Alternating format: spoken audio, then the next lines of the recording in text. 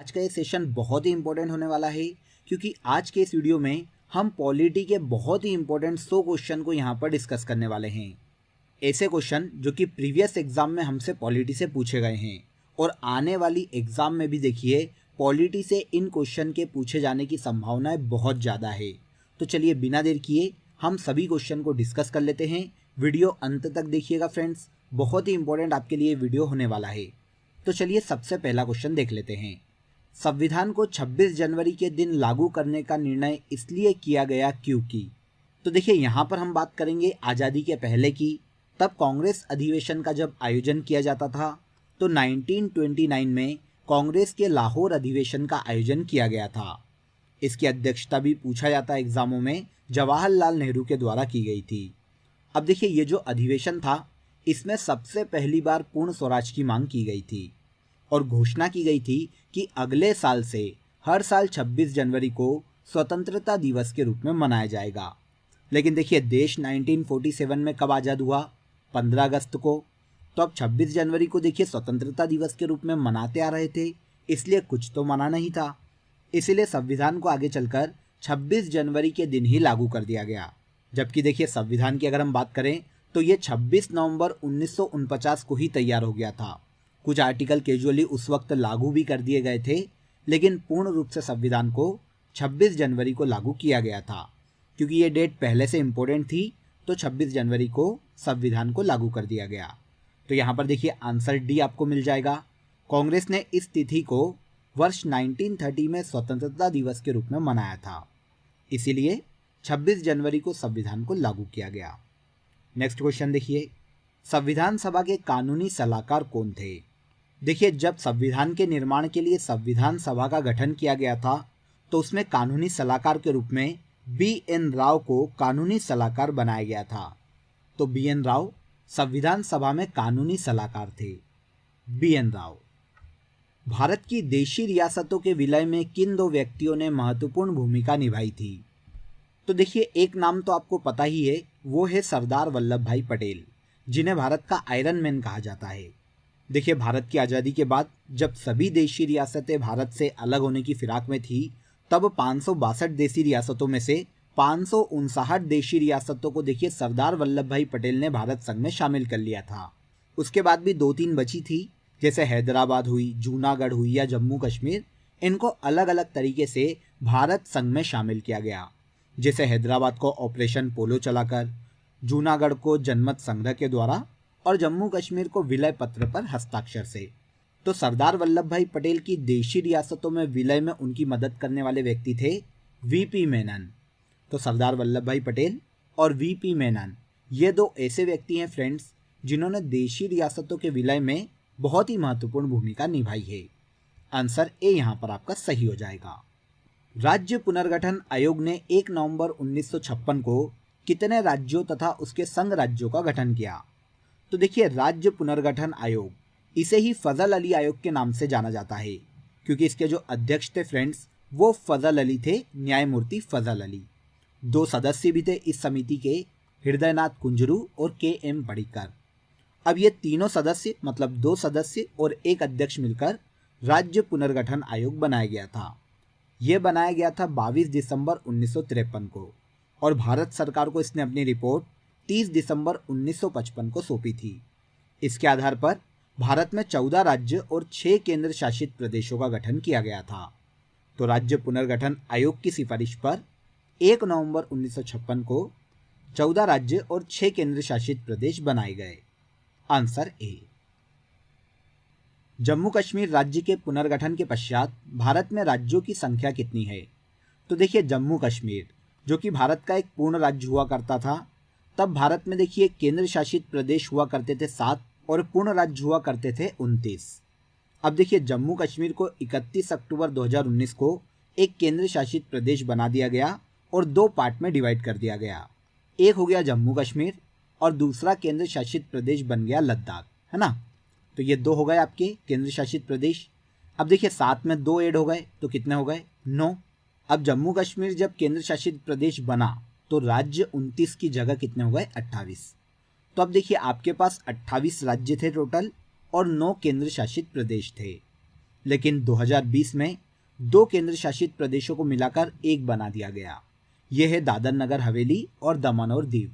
इनको मिक्स कर दिया गया, ज्वाइन कर दिया गया, तो अब केंद्र शासित प्रदेश 9 से घटकर कितने हो गए? 8। तो पूर्ण राज्य हो गए आपके 28 और अब केंद्र शासित प्रदेश हो गए 8। अब देखिए यहाँ पर केवल राज्यों की संख्या की बात की गई है, तो वो हो जाएंगे 28।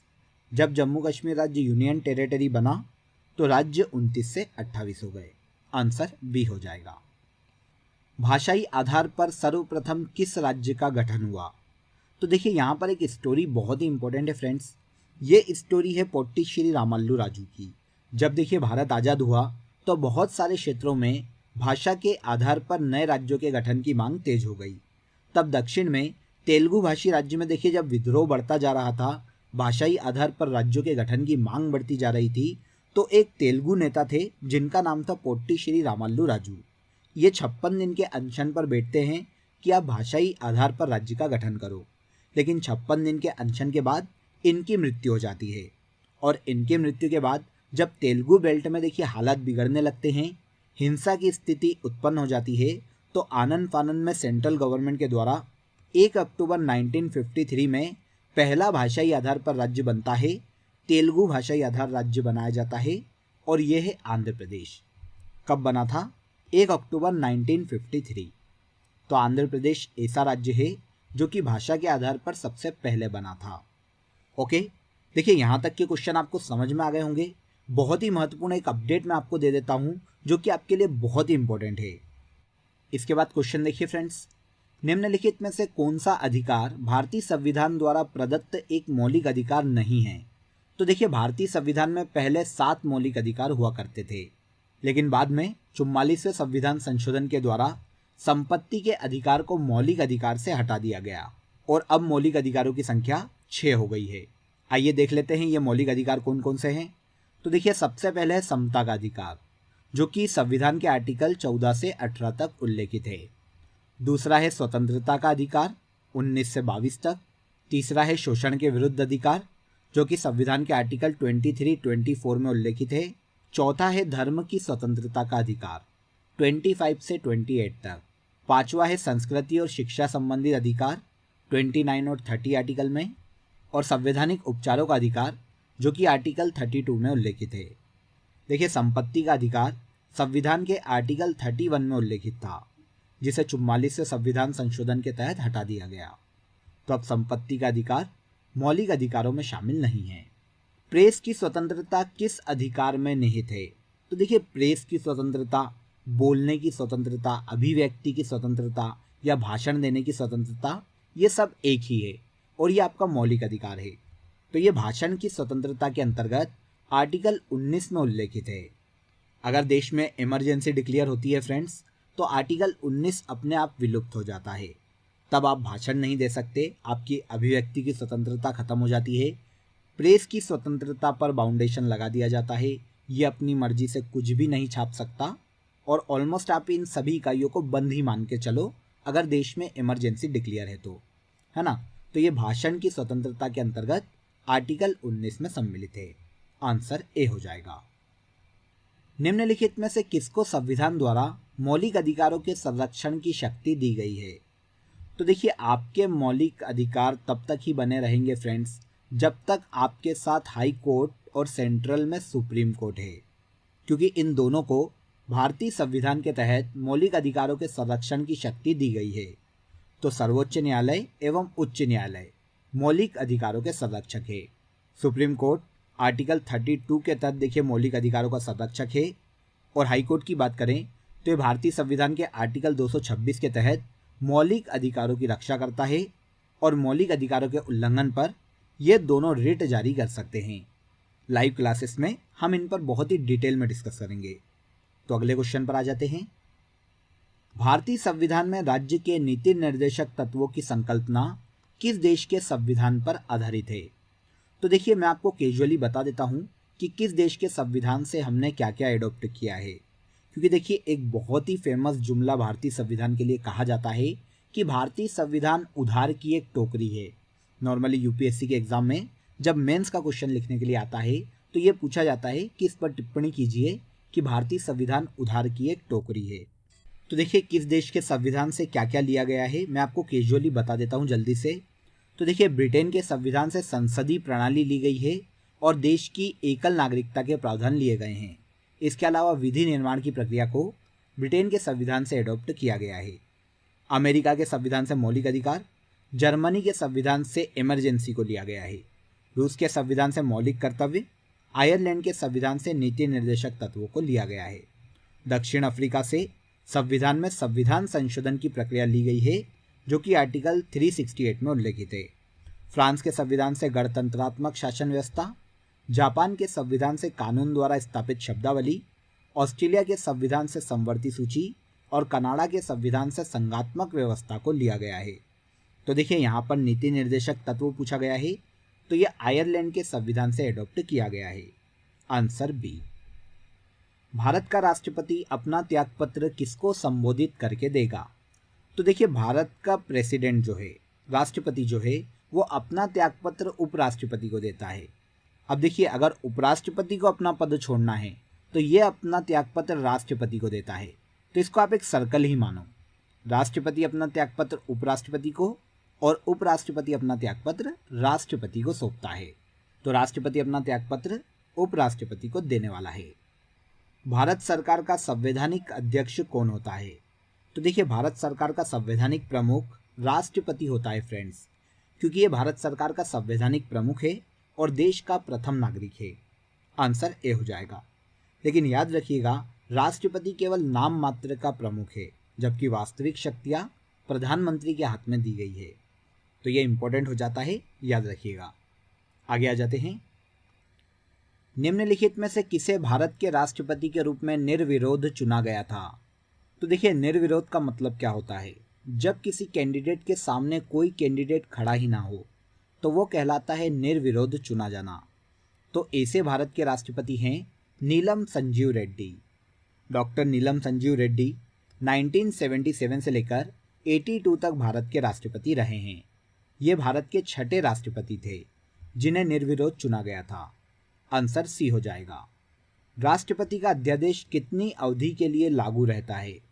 तो देखिए राष्ट्रपति अपना जो अध्यादेश है वो आर्टिकल 123 के तहत जारी करता है और ये अध्यादेश 6 माह तक मान्य होता है।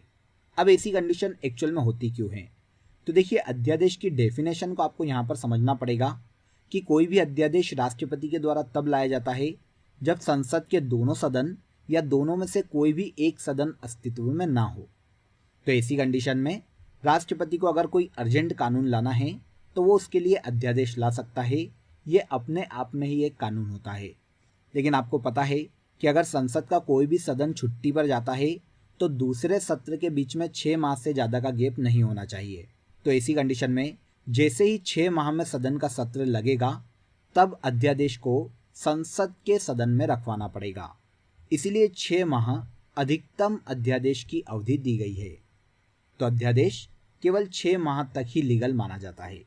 उसके बाद अगर आपको उसको परमानेंटली लागू करना है तो दोनों सदनों में पास करवाओ, राष्ट्रपति के साइन ले लो और इसको परमानेंटली कानून बना दो। तो कितने माह का रहता है अध्यादेश? नॉर्मली 6 माह का। किस सदन का अध्यक्ष उस सदन का सदस्य नहीं होता? तो देखिए फ्रेंड्स राज्यसभा का जो सभापति होता है वही उपराष्ट्रपति होता है। वह राज्यसभा का सदस्य नहीं होता क्योंकि वो उपराष्ट्रपति के रूप में चुना जाता है।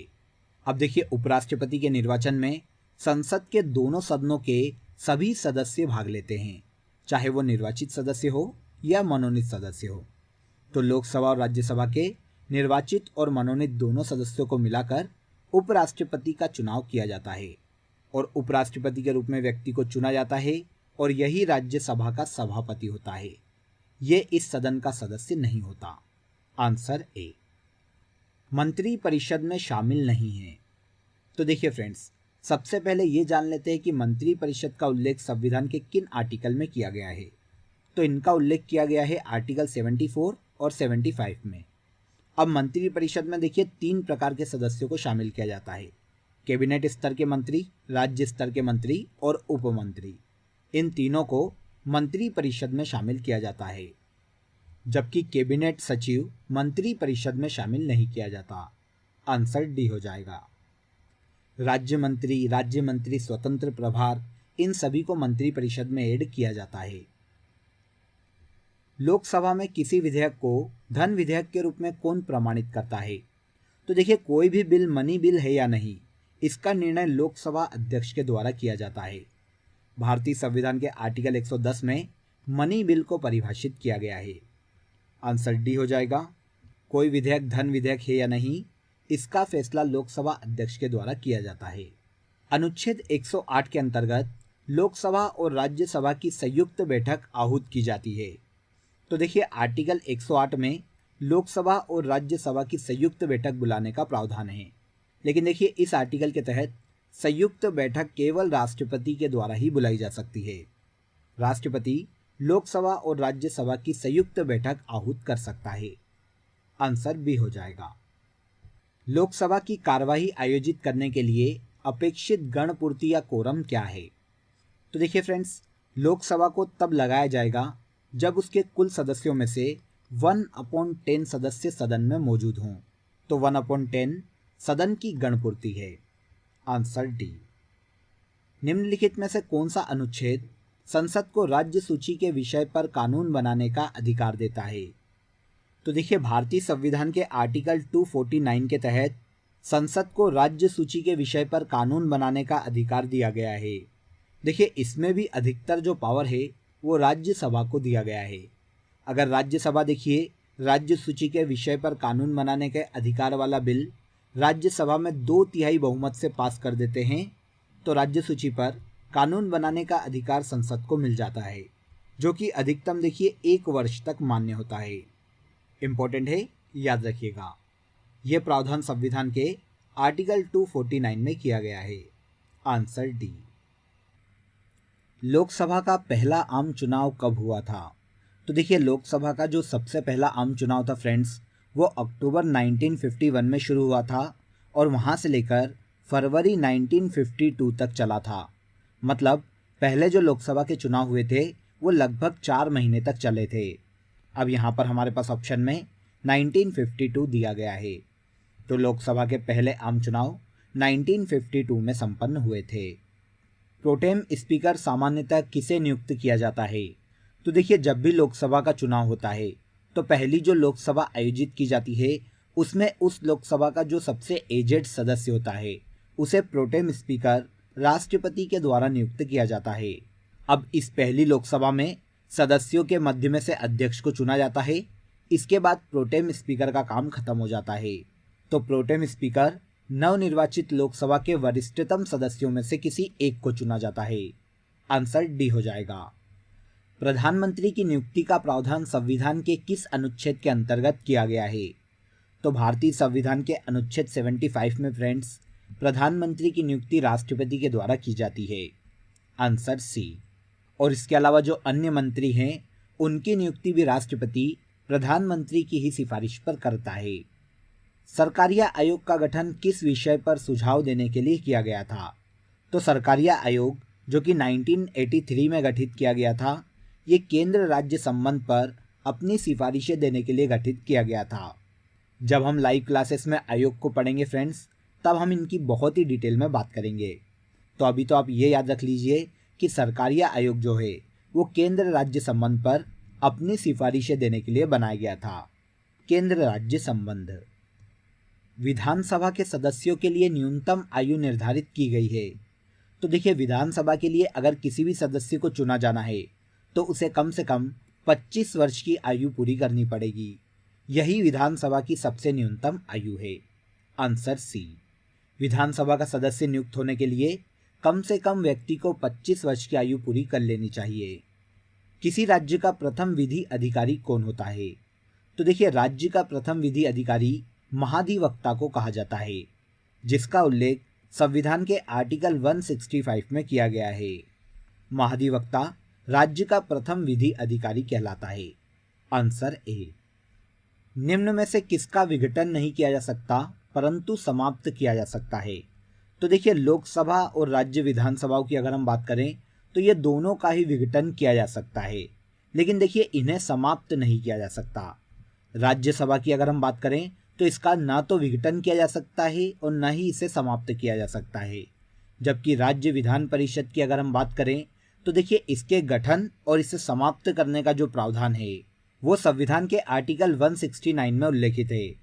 इस आर्टिकल के तहत देखिए संसद किसी भी राज्य में विधान परिषद का सृजन कर सकती है और उसे समाप्त कर सकती है, लेकिन अगर एक बार राज्य विधान परिषद का गठन कर दिया गया तो उसे समाप्त किया जा सकता है लेकिन विघटित नहीं किया जा सकता।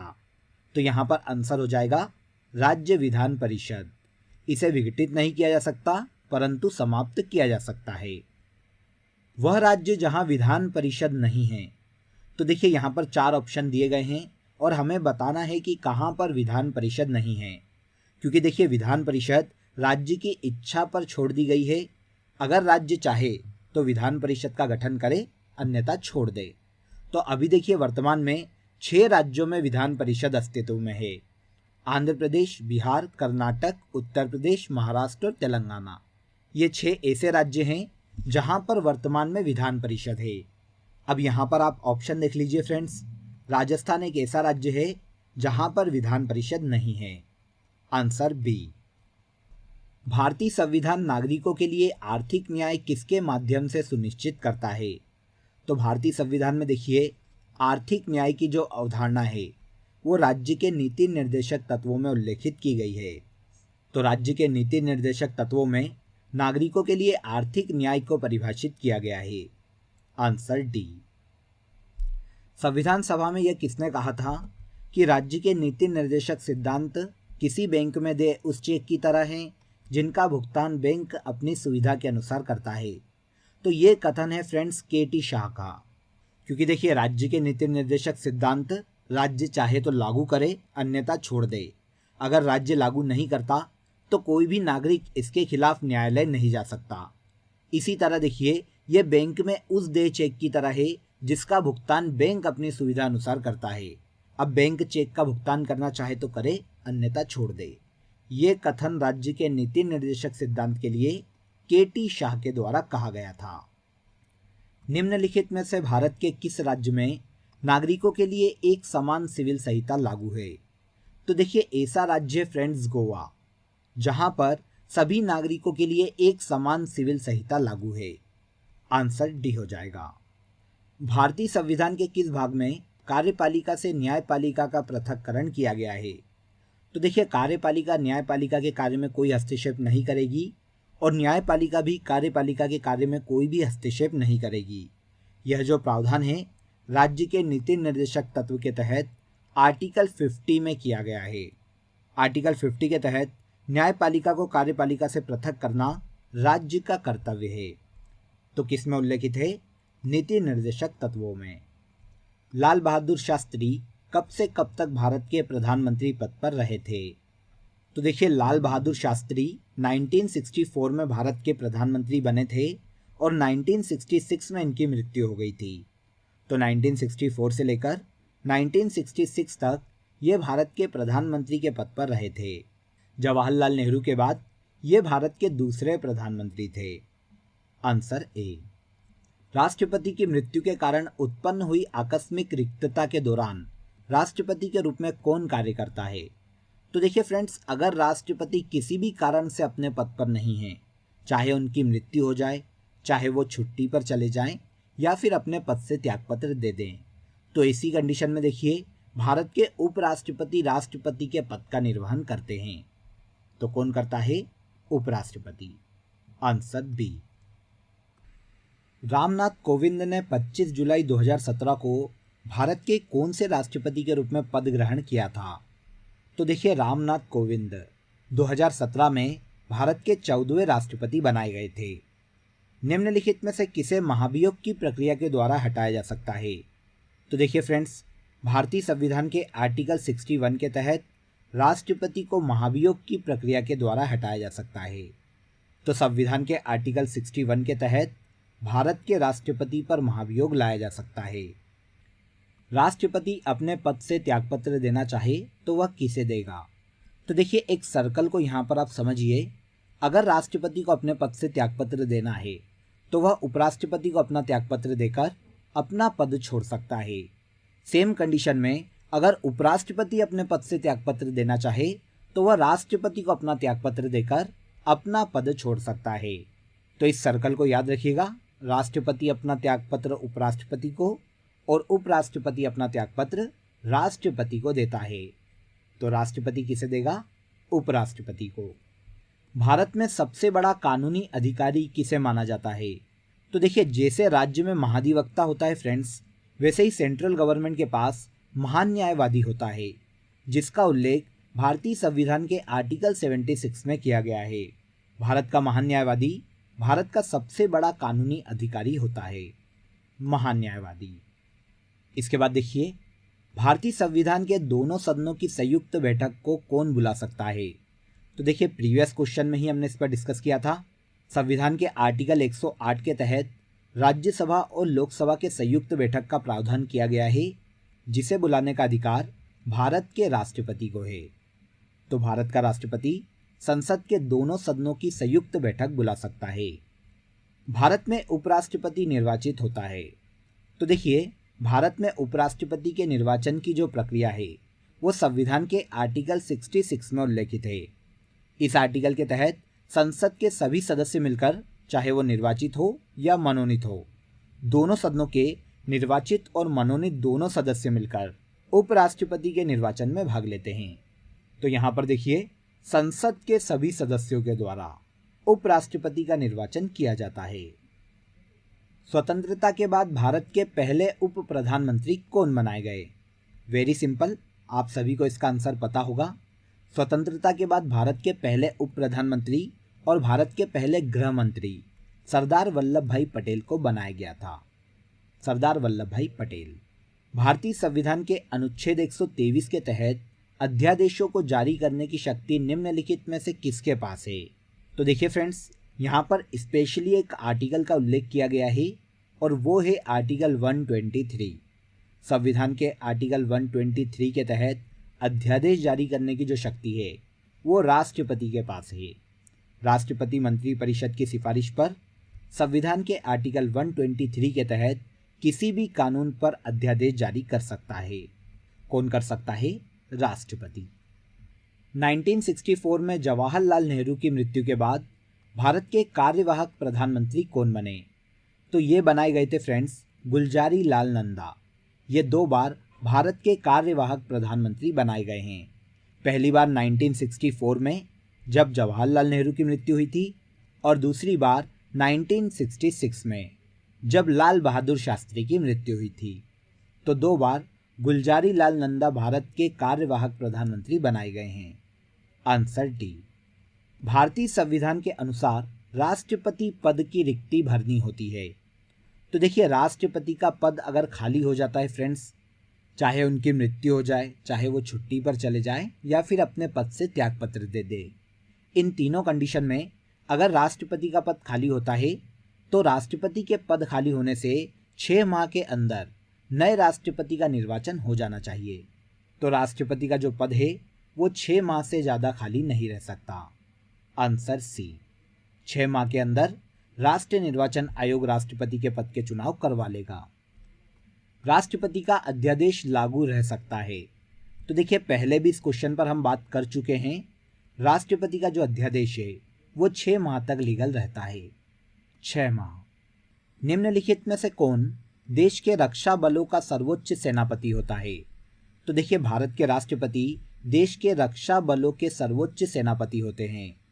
लेकिन देखिए, संसद को राष्ट्रपति के द्वारा सैन्य शक्तियों के प्रयोग पर किसी भी प्रकार के नियम बनाने का अधिकार है। भारत के राष्ट्रपति भारत के रक्षा बलों के सर्वोच्च कमांडर होते हैं। वह देश के रक्षा बलों के कमांडर इन चीफ हैं। कौन है ये? राष्ट्रपति। निम्नलिखित में से कौन 2 बार भारत का राष्ट्रपति चुना गया है? तो देखिए, अभी तक ऐसे व्यक्ति जो कि 2 बार भारत के राष्ट्रपति बने हैं फ्रेंड्स, बाबू राजेंद्र प्रसाद हैं, जो कि 1952 से लेकर 1962 तक 10 साल भारत के राष्ट्रपति रहे हैं। राजेंद्र प्रसाद। कौन पहली बार गैर राजनीतिक व्यक्ति राष्ट्रपति बना? तो ऐसा व्यक्ति जो कि देखिए राजनीति के बैकग्राउंड से नहीं था, फिर भी आगे चलकर भारत के राष्ट्रपति बने, ये थे डॉक्टर APJ अब्दुल कलाम, जिन्हें मिसाइल मैन के नाम से जाना जाता है। ये भारत के एक साइंटिस्ट थे फ्रेंड्स, जिन्हें भारत का राष्ट्रपति बनाया गया था। सन 2002 में एपीजे अब्दुल कलाम भारत के राष्ट्रपति चुने गए थे। Answer C. इसके बाद नेक्स्ट क्वेश्चन देखिए, राष्ट्रपति एवं उपराष्ट्रपति के निर्वाचन से संबंधित विवाद सर्वोच्च न्यायालय के किस अधिकार क्षेत्र के अंतर्गत आता है? तो देखिए, राष्ट्रपति और उपराष्ट्रपति के निर्वाचन से लेकर अगर कोई भी विवाद उत्पन्न होता है तो संविधान के आर्टिकल 71 के तहत सुप्रीम कोर्ट उस पर निर्णय कर सकता है, और यह जो अधिकार है सुप्रीम कोर्ट का प्रारंभिक क्षेत्राधिकार है। लेकिन देखिए, यहाँ पर याद रखिएगा, सुप्रीम कोर्ट राष्ट्रपति और उपराष्ट्रपति के निर्वाचन से संबंधित किसी भी विवाद पर तब ही निर्णय ले सकता है जब चुनाव संपन्न हो चुके हों। चुनाव के पहले सर्वोच्च न्यायालय इन मुद्दों पर सुनवाई नहीं करता। तो कौन सा क्षेत्राधिकार है? प्रारंभिक क्षेत्राधिकार। उपराष्ट्रपति पदेन अध्यक्ष होता है, तो भारत का उपराष्ट्रपति राज्यसभा का पदेन अध्यक्ष होता है। उपराष्ट्रपति राज्यसभा के सभापति के रूप में कार्य करता है। क्लियर? यहाँ तक सभी क्वेश्चन आपको बहुत ही इजीली समझ में आ गए होंगे। अगले क्वेश्चन पर आ जाते हैं। उपराष्ट्रपति को उनके पद से हटाने की प्रक्रिया प्रारंभ कर सकता है। तो देखिए, अगर उपराष्ट्रपति को उनके पद से हटाना है तो प्रस्ताव हमेशा राज्यसभा में ही लाया जा सकता है।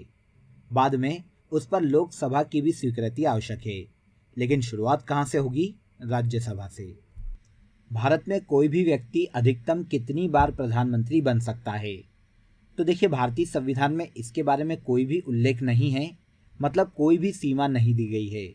कोई व्यक्ति कितनी बार प्रधानमंत्री बने, कितनी बार प्रधानमंत्री का चुनाव लड़े, इसकी कोई सीमा का उल्लेख नहीं है। Answer D. इसीलिए व्यक्ति जितनी बार चाहे उतनी बार प्रधानमंत्री का चुनाव लड़ सकता है। यदि प्रधानमंत्री अपना त्यागपत्र राष्ट्रपति को सौंपता है तो यह त्यागपत्र निम्न में से किसका माना जाएगा? तो देखिए, यूपीएससी मेंस में क्वेश्चन आता है फ्रेंड्स, जब पूछा जाता है कि जो प्रधानमंत्री है वो डूबते हुए जहाज का कैप्टन है, सिद्ध कीजिए। वो इसलिए है फ्रेंड्स, क्योंकि अगर प्रधानमंत्री अपना त्यागपत्र राष्ट्रपति को दे देता है तो पूरी मंत्री परिषद भी डिस्ट्रॉयड हो जाती है। तो प्रधानमंत्री का जो त्यागपत्र है संपूर्ण मंत्री परिषद का त्यागपत्र माना जाता है। भारत का महान न्यायवादी सुनवाई कर सकता है। तो ये देखिए, भारत का प्रथम विधि अधिकारी होता है, इसके बारे में हमने पढ़ा था। इसका उल्लेख संविधान के आर्टिकल 76 में किया गया है। यह भारत के राज्य क्षेत्र के किसी भी न्यायालय में सुनवाई कर सकता है। यह अधिकार भारत के महान न्यायवादी को दिया गया है। निम्नलिखित में से कौन संसद का सदस्य नहीं है लेकिन उसे संसद में बोलने और कार्रवाई में भाग लेने का अधिकार है? तो वेरी सिंपल, यह व्यक्ति है भारत का महान न्यायवादी। यह संसद के किसी भी सदन का सदस्य नहीं होता फ्रेंड्स, लेकिन फिर भी इसे संसद में बोलने और संसद की कार्रवाई में भाग लेने का अधिकार होता है। किसे होता है? भारत के महान न्यायवादी को। भारत के राष्ट्रपति को कैसे चुना जाता है? तो देखिए, इनको जो चुनने की अप्रत्यक्ष मतदान प्रणाली है उसे एकल स्थानांतरणी मतदान प्रणाली के नाम से जाना जाता है। राष्ट्रपति के निर्वाचन में देखिए, संसद के दोनों सदनों के निर्वाचित सदस्य और राज्य की विधानसभाओं के निर्वाचित सदस्य भाग लेते हैं। इन सभी के द्वारा मिलकर भारत के राष्ट्रपति को चुना जाता है। Answer B. ओके, इसके बाद आगे आ जाइए। इसके बाद क्वेश्चन देखिए, लोकसभा में बराबर मत होने पर निम्नलिखित में से कौन केवल निर्णायक मत दे सकता है? तो देखिए फ्रेंड्स, सपोज कीजिए कि लोकसभा में कोई बिल लाया गया है। अब लोकसभा में उस बिल पर पक्ष में और विपक्ष में बराबर वोट पड़े हैं। मान लेते हैं कि 50-50 वोट पड़े हैं। अब ऐसी कंडीशन में जो निर्णायक मत है वो लोकसभा का अध्यक्ष दे सकता है। लोकसभा का अध्यक्ष चाहे तो उस प्रस्ताव के पक्ष में या विपक्ष में वोट दे सकता है, जिससे वो आसानी से लोकसभा में पास हो जाएगा। तो निर्णायक वोट देने का जो अधिकार है लोकसभा के अध्यक्ष को दिया गया है। पहली लोकसभा का पहला सत्र कब से शुरू हुआ था? तो फ्रेंड्स, लोकसभा का जो पहला सत्र है वो 13 मई 1952 को शुरू हुआ था, क्योंकि हमने पहले बात की थी लोकसभा के पहले आम चुनाव जो है 1952 में संपन्न हुए थे। और इसके बाद लोकसभा का जो पहला सत्र है 13 मई 1952 को शुरू हुआ था। संसद में शामिल है। तो तो भारतीय संसद का जो उल्लेख है संविधान के आर्टिकल 79 में देखने को मिलता है। इसके तहत देखिए संसद में लोकसभा, राज्यसभा और राष्ट्रपति को शामिल किया जाता है। लोकसभा, राज्यसभा और राष्ट्रपति मिलकर संसद का निर्माण करते हैं। Answer B. निम्नलिखित में से कौन भारत में कानूनों को बनाता है? तो भारत में कानून बनाने की जो शक्ति है वो संसद को दी गई है। अब देखिए संसद में अभी हमने बात की थी राष्ट्रपति और संसद के दोनों सदन शामिल किए जाते हैं। तो राष्ट्रपति और संसद के दोनों सदन मिलकर देश में कानून का निर्माण करते हैं। आगे देखिए द्विसदनी विधानमंडल से क्या आशय है? तो देखिए ऐसा विधानमंडल जिसमें विधानसभा भी हो और विधान परिषद भी हो, तो ये कहलाती है द्विसदनी विधानमंडल। अब अगर किसी भी विधानमंडल में दो सदन हैं तो एक निम्न सदन होगा और एक उच्च सदन होगा। तो निम्न सदन और उच्च सदन मिलकर द्विसदनी विधानमंडल का गठन करते हैं। राज्यसभा के सदस्यों का सेवा काल कितना होता है? तो देखिए राज्यसभा को कभी भी भंग नहीं किया जा सकता फ्रेंड्स, लेकिन इसके जो सदस्य हैं राज्यसभा की सीट पर जो चुनाव होता है वो हर 2 साल में 1/3 सीट पर होता है। अब हर 2 साल में जब 1/3 सीट पर चुनाव होता है तो राज्यसभा के एक सदस्य का जो कार्यकाल है वो 6 वर्ष का होता है। 6 वर्ष के बाद एक सीट पर वापस चुनाव की प्रक्रिया करवाई जाती है। Answer D. राज्यसभा के सदस्यों का सेवा काल 6 वर्ष का होता है। इसके विपरीत अगर हम लोकसभा की बात करें तो इसका कार्यकाल 5 वर्ष का होता है। राज्यसभा में कितने सदस्य प्रत्येक 2 वर्ष में निर्वाचित किए जाते हैं? अभी हमने बात की है 1/3 सदस्यों को राज्यसभा में प्रत्येक 2 वर्षों में निर्वाचित किया जाता है। 1/3 सदस्य। राज्यसभा के सदस्यों का चुनाव किसके द्वारा किया जाता है? तो देखिए भारतीय संविधान के आर्टिकल 80 में राज्यसभा का उल्लेख किया गया है। इसके अनुसार राज्यसभा के सदस्यों का जो चुनाव है वो राज्य विधानसभा के निर्वाचित सदस्यों के द्वारा किया जाता है। राज्य विधानसभाओं के निर्वाचित सदस्य राज्यसभा के सदस्यों के चुनाव में भाग लेते हैं। आंसर हो जाएगा आंसर सी। राज्यों की विधानसभा के चुने हुए सदस्य ही राज्यसभा के सदस्यों का चुनाव करते हैं। जनता का सदन को लोकसभा का नाम किस वर्ष दिया गया था? तो देखिए भारत की लोकसभा को लोकसभा का जो नाम है वो 1954 में दिया गया था। इसके पहले इसे जनता के सदन के नाम से जाना जाता था। Answer A. लोकसभा के प्रथम अध्यक्ष कौन थे? वेरी वेरी इंपॉर्टेंट क्वेश्चन है फ्रेंड्स। काफ़ी एग्जामों में ये क्वेश्चन हमको देखने को मिलता है। लोकसभा के सबसे पहले अध्यक्ष जी.वी. मावलंकर थे। तो जी.वी. मावलंकर लोकसभा के पहले अध्यक्ष थे। निम्नलिखित में से लोकसभा की प्रथम महिला अध्यक्ष कौन है? तो देखिए कांग्रेस पार्टी की मीरा कुमार लोकसभा की पहली महिला अध्यक्ष बनाई गई थी। यह 2009 से लेकर 2014 तक लोकसभा की महिला अध्यक्ष थी। तो पहली तो हो गई मीरा कुमार। इसके बाद देखिए दूसरी महिला अध्यक्ष बनाई गई थी सुमित्रा महाजन। तो यहाँ पर पहली पूछी गई है, ये कौन है? मीरा कुमार। प्रोटेम स्पीकर का कार्य क्या है? तो शुरुआत में हम इस पर डिस्कस कर चुके हैं। लोकसभा के चुनाव के बाद जो पहली बैठक होती है वहाँ पर सदस्यों को शपथ ग्रहण करवाना और लोकसभा के अध्यक्ष का चुनाव करवाना, यह प्रोटेम स्पीकर का कार्य है। आंसर हो जाएगा आंसर सी। संविधान का कौन सा अनुच्छेद धन विधेयक से संबंधित है? तो देखिए भारतीय संविधान के आर्टिकल 110 में मनी बिल को उल्लेखित किया गया है। अनुच्छेद 110 में धन विधेयक परिभाषित है। लोकसभा में किसी विधेयक को धन विधेयक के रूप में मंजूरी निम्न में से कौन देता है? तो कोई भी बिल मनी बिल है फ्रेंड्स।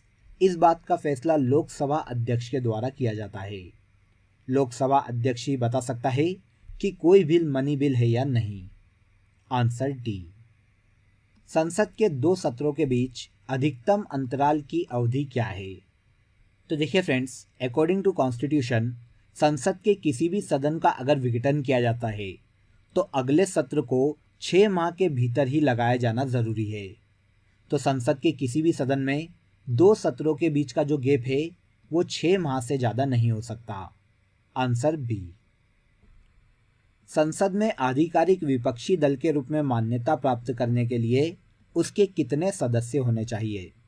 तो देखिए, अगर कोई भी पार्टी है फ्रेंड्स और उसको संसद में विपक्षी दल का दर्जा प्राप्त करना है, तो संसद के सदन की जितनी भी सीटें हैं उन पर होने वाले चुनाव में वो 1/10 सीटों पर विजय होनी चाहिए। मतलब कुल सदस्यों में से 10% सीटें उस विपक्षी दल के पास होनी चाहिए। ऐसी कंडीशन में उसे विपक्षी दल का दर्जा दिया जा सकता है। तो कुल सदस्यों का 1/10 भाग होना ही विपक्षी दल का दर्जा दिलवा सकता है। कितना चाहिए? 1/10 भाग। आगे देखिए, कौन सा अनुच्छेद संसद को राज्य सूची के विषय पर कानून बनाने का अधिकार देता है? शुरुआत में हम इस पर डिस्कस कर चुके हैं। ये आर्टिकल है आर्टिकल 249। आर्टिकल 249 के तहत राज्य सूची के विषय पर संसद को कानून बनाने का अधिकार दिया गया है। भारतीय संसद में निम्न में से कौन बजट प्रस्तुत कर सकता है? अब देखिए यार, ये तो बहुत ही नॉर्मल सा क्वेश्चन है। आप सभी को इसके बारे में पता है कि बजट जारी करने का जो अधिकार है वो वित्त मंत्री को दिया गया है। तो वित्त मंत्री ही बजट को प्रस्तुत कर सकती है। भारतीय संसद के लोक लेखा समिति का अध्यक्ष कौन होता है? तो देखिए, सबसे पहले इसके काम के बारे में जान लेते हैं कि एक्चुअल में लोक लेखा समिति का काम क्या होता है। तो देखिए, लोक लेखा समिति जो है वो CAG के ऑडिट की जांच करता है। लोक लेखा समिति में देखिए 22 सदस्य होते हैं फ्रेंड्स, जिसमें से 15 सदस्य लोकसभा से लिए जाते हैं और 7 सदस्यों को राज्यसभा से लिया जाता है। और इस समिति का अध्यक्ष हमेशा विपक्षी दल का कोई नेता बनाया जाता है। तो लोक लेखा समिति का अध्यक्ष विपक्षी दल का ही कोई नेता होता है। इसे देखिए हम लाइव क्लास में बहुत ही डिटेल में समझेंगे फ्रेंड्स। वहाँ पर इससे रिलेटेड आपके जितने भी डाउट हैं वो सभी एक ही बार में क्लियर हो जाएंगे। निम्नलिखित में से कौन सी समिति को प्रांकलन समिति की जुड़वा बहन कहा जाता है? तो देखिए, प्रांकलन समिति की जुड़वा बहन लोक लेखा समिति को ही कहा जाता है। यहाँ पर देखिए संसद की 3 समितियाँ हैं, बहुत ही इंपॉर्टेंट है फ्रेंड्स। बहुत ही डिटेल में इनके बारे में मैं आपको बताऊंगा। अभी यहाँ पर देखिए शॉर्ट में बता रहा हूँ, तो आप केवल इतना याद रख लीजिए कि प्रांकलन समिति की जुड़वा बहन लोक लेखा समिति को कहा जाता है। Answer C. निम्नलिखित में से कौन भारत की संचित निधि का संरक्षक है? तो देखिए, भारत की संचित निधि पर कोई भी निर्णय लेने का अधिकार जो है वो भारतीय संसद को दिया गया है। भारत की संचित निधि का उल्लेख भारतीय संविधान के आर्टिकल 266 में किया गया है। अब एक्चुअल में ये है क्या? तो फ्रेंड्स देखिए, ये एक ऐसा कोष है जिस पर भारत की सभी धनराशियों को रखा जाता है। मतलब भारत सरकार को टैक्सेस से जितनी भी प्राप्त होती है, ऋण से जितनी भी प्राप्त होती है, विदेशी मुद्रा जितनी भी प्राप्त होती है, वो सभी संचित निधि में ही रखा जाता है। अब भारत की संचित निधि पर निर्णय लेने का अधिकार भारतीय संसद को दिया गया है। इसीलिए भारत की संचित निधि का संरक्षक भारतीय संसद है। भारतीय संसद है। तो देखिए, भारतीय संसद कैसी है? एक सदनात्मक है, 2 सदनात्मक है या 3 सदनात्मक है? तो आप सभी जानते हैं कि भारतीय संसद के केवल 2 सदन हैं, एक है लोकसभा और एक है राज्यसभा। तो ये हो गई 2 सदनीय। भारतीय संसद द्विसदनात्मक संसद है। नेक्स्ट क्वेश्चन देखिए, भारतीय संविधान के किस अनुच्छेद में राज्य में विधानसभा के गठन का प्रावधान है? तो देखिए, भारतीय संविधान में राज्य विधानमंडल की संरचना, गठन, कार्यकाल, इनका जो उल्लेख है वो भारतीय संविधान के आर्टिकल 168 से लेकर आर्टिकल 212 तक किया गया है। इसी के मध्य में संविधान के आर्टिकल 168 के तहत राज्य के विधानसभा के गठन का प्रावधान किया गया है। तो राज्य में विधानसभा के गठन का प्रावधान आर्टिकल 168 में किया गया है। भारत में राज्य के महाधिवक्ता की नियुक्ति कौन करता है? तो देखिए, पहला फैक्ट तो ये जान लीजिए कि किस आर्टिकल में महाधिवक्ता को शो किया गया है। तो महाधिवक्ता का उल्लेख भारतीय संविधान के आर्टिकल 165 में किया गया है। इसके तहत राज्य में महाधिवक्ता की जो नियुक्ति है वो राज्य के राज्यपाल के द्वारा की जाती है। राज्य का राज्यपाल मुख्यमंत्री की सलाह पर राज्य में महाधिवक्ता की नियुक्ति करता है। तो कौन करता है? राज्यपाल। विधानसभा का सदस्य बनने के लिए न्यूनतम कितनी आयु होना आवश्यक है?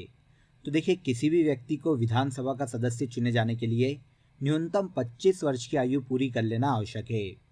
25 वर्ष की आयु विधानसभा के सदस्य बनने के लिए जरूरी है? Answer B. राज्यपाल को पद और गोपनीयता की शपथ किसके द्वारा दिलवाई जाती है? तो देखिए, सबसे पहले तो आप ये याद रखिए कि राज्यपाल की नियुक्ति राष्ट्रपति के द्वारा की जाती है। भारत के प्रेसिडेंट राज्यों में राज्यपाल की नियुक्ति करते हैं, लेकिन राज्यपाल को उनके पद की जो शपथ है वो उच्च न्यायालय के मुख्य न्यायाधीश के द्वारा दिलवाई जाती है। जिस भी राज्य में राज्यपाल को नियुक्त किया जा रहा है, उस राज्य के उच्च न्यायालय के जो मुख्य न्यायाधीश है वो राज्यपाल को उनके पद की शपथ दिलवाते हैं। कौन दिलवाता है? उच्च न्यायालय के मुख्य न्यायाधीश। स्वतंत्र भारत की पहली महिला राज्यपाल कौन थी? तो देखिए, पूरे भारत में सबसे पहली महिला राज्यपाल की अगर हम बात करें तो ये थी सरोजिनी नायडू। सरोजिनी नायडू को देखिए 1947 में उत्तर प्रदेश राज्य का राज्यपाल बनाया गया था, जो कि 1949 तक अपने पद पर रही थी। तो स्वतंत्र भारत की पहली महिला राज्यपाल सरोजिनी नायडू है, जो कि उत्तर प्रदेश राज्य की पहली महिला राज्यपाल बनाई गई थी। राज्य की वास्तविक कार्यपालिका शक्तियों का प्रयोग किसके द्वारा किया जाता है? तो देखिए फ्रेंड्स, जैसे केंद्र में प्रेसिडेंट नाम मात्र का प्रधान होता है और वास्तविक शक्तियों का प्रयोग प्रधानमंत्री के द्वारा किया जाता है, उसी प्रकार राज्य की भी कंडीशन है। यहाँ पर राज्यपाल नाम मात्र का प्रधान होता है, जबकि वास्तविक कार्यपालिका शक्तियाँ मुख्यमंत्री के हाथों में दी गई है। तो मुख्यमंत्री राज्य की वास्तविक कार्यपालिका शक्तियों का प्रधान होता है। ओके, आगे आ जाइए। इनमें से कौन राज्य योजना बोर्ड का अध्यक्ष होता है? तो देखिए, राज्य योजना बोर्ड, जो कि राज्य में एक गैर संवैधानिक निकाय है, इसका अध्यक्ष देखिए हमेशा मुख्यमंत्री को बनाया जाता है। मुख्यमंत्री राज्य योजना बोर्ड के अध्यक्ष होते हैं। इनमें से किस राज्य में विधान परिषद है? तो याद कीजिए फ्रेंड्स, शुरुआत में ही मैंने आपको 6 राज्यों के बारे में बताया था जहां पर विधान परिषदें वर्तमान में अस्तित्व में है। तो इन चारों में से देखिए एक ऐसा राज्य जहां पर वर्तमान में विधान परिषद है, वो है आंध्र प्रदेश। आंसर भी यहाँ पर सही हो जाएगा। आंध्र प्रदेश में वर्तमान में विधान परिषद अस्तित्व में है। किस संविधान संशोधन को लघु संविधान कहा जाता है? वेरी इंपॉर्टेंट क्वेश्चन है फ्रेंड्स, ये काफ़ी एग्जाम में पूछा जाता है। ऐसा संविधान संशोधन जिसे मिनी कॉन्स्टिट्यूशन के नाम से जाना जाता है, ये है 42वां संविधान संशोधन, जो कि 1976 में किया गया था। इसमें देखिए भारतीय संविधान में काफ़ी सारे नए एलिमेंट्स जोड़े गए थे, इसीलिए 42वें संविधान संशोधन को लघु संविधान के नाम से जाना जाता है। भारत में राज्यों के राज्यपालों की नियुक्ति कौन करता है? तो देखिए, इसके बारे में मैंने आपको अभी बताया था। राज्य में राज्यपालों की नियुक्ति का अधिकार भारत के राष्ट्रपति को दिया गया है। ये मंत्री परिषद या प्रधानमंत्री की सिफारिश पर राज्यों में राज्यपालों की नियुक्ति करता है। कौन करते हैं? भारत के राष्ट्रपति। भारत के उच्चतम न्यायालय के न्यायाधीशों की नियुक्ति कौन करता है?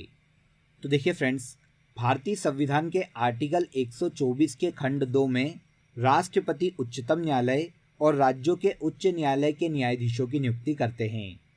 तो उच्चतम न्यायालय के न्यायाधीशों की नियुक्ति और राज्य में उच्च न्यायालय के न्यायाधीशों की नियुक्ति का अधिकार राष्ट्रपति को दिया गया है। राष्ट्रपति संविधान के आर्टिकल 124 के तहत इन सभी की नियुक्ति करते हैं। किस न्यायालय के फैसले देश के बाकी सभी न्यायालयों पर बाध्यकारी होते हैं? तो देखिए फ्रेंड्स, भारत में एकल न्यायपालिका का गठन किया गया है, जिसमें सर्वोच्च पर भारत के सुप्रीम कोर्ट को रखा गया है। इसीलिए भारत के सुप्रीम कोर्ट के जो फैसले हैं वो सभी न्यायालय को मानने पड़ते हैं और ये सभी न्यायालयों पर बाध्यकारी होते हैं।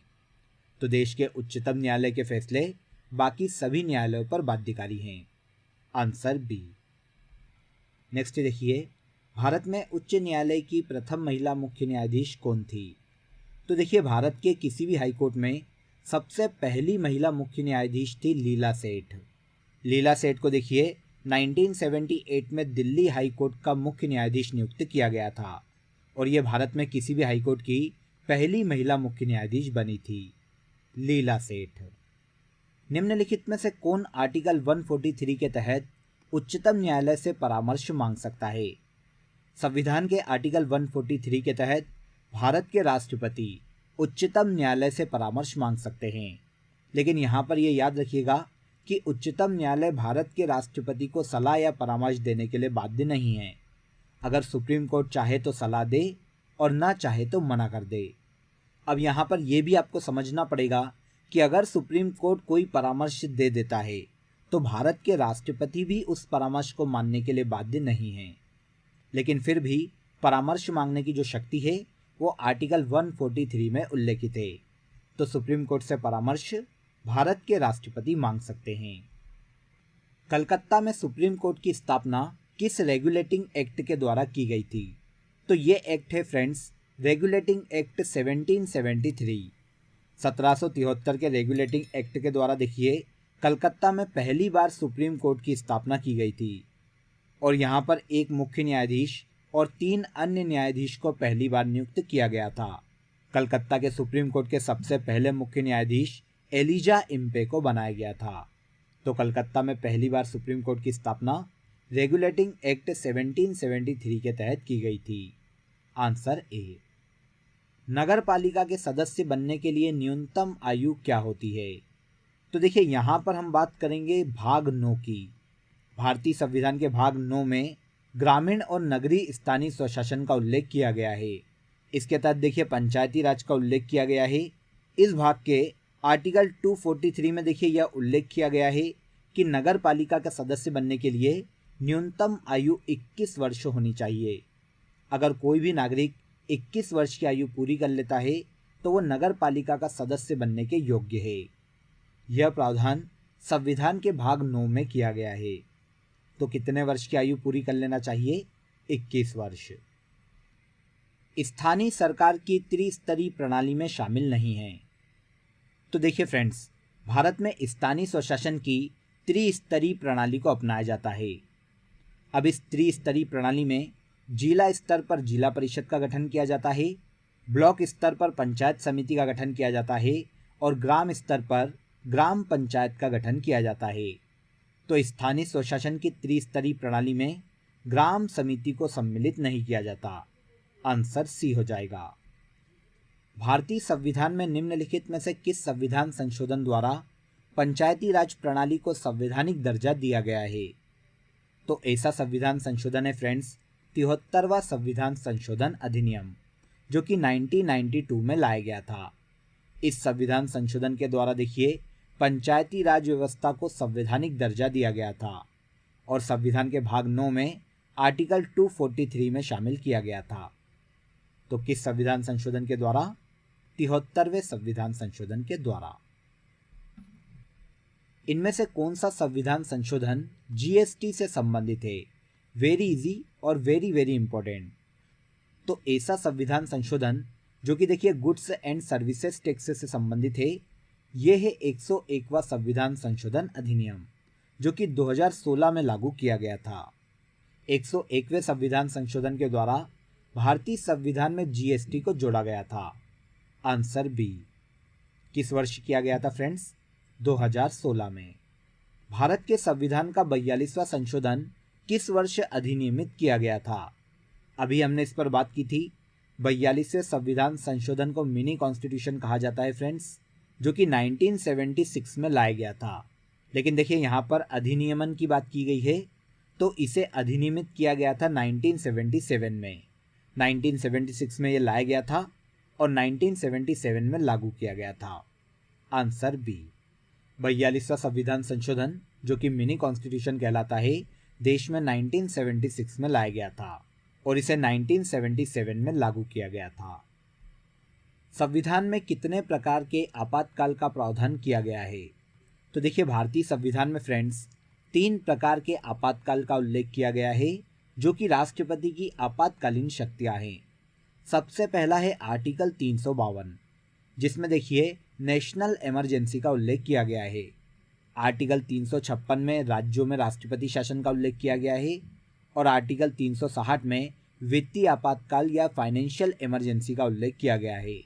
अभी तक देखिए 352 के तहत नेशनल इमरजेंसी देश में 3 बार लगाई जा चुकी है, 356 काफ़ी बार लगाए जा चुके हैं और 360 जो है वो अभी तक देश में वित्तीय आपातकाल कभी भी नहीं लगाया गया। तो 3 प्रकार के आपातकाल का भारतीय संविधान में उल्लेख देखने को मिलता है। इसके बाद सबसे लास्ट क्वेश्चन देखिए फ्रेंड्स, भारत में राष्ट्रपति ने कितनी बार वित्तीय आपात की घोषणा की है? अभी हमने ऊपर डिस्कस किया है, आर्टिकल 360 के तहत राष्ट्रपति देश में वित्तीय आपातकाल लगा सकते हैं। अभी तक देश में एक बार भी वित्तीय आपातकाल नहीं लगा है। आंसर डी हो जाएगा। आर्टिकल 360 का प्रयोग देश में आज तक कभी भी नहीं किया गया। क्लियर? तो फ्रेंड्स देखिए, यहाँ पर हमने पॉलिटी के कैजुअली 100 क्वेश्चनों को डिस्कस किया है। आई होप आपको सभी क्वेश्चन बहुत ही इजीली समझ में आ गए होंगे। बहुत ही इंपॉर्टेंट क्वेश्चन हैं, प्रीवियस एग्जाम में भी पूछे गए हैं और आने वाली एग्जाम में भी पूछे जाने के बहुत ज़्यादा चांसेस हैं। तो अगर आपको ये वीडियो पसंद आया हो तो वीडियो को लाइक करें, शेयर करें और हमारे चैनल को सब्सक्राइब जरूर कर ले। आपसे फिर मुलाकात होगी फ्रेंड्स नेक्स्ट वीडियो में। बने रहिए हमारे साथ। जय हिंद।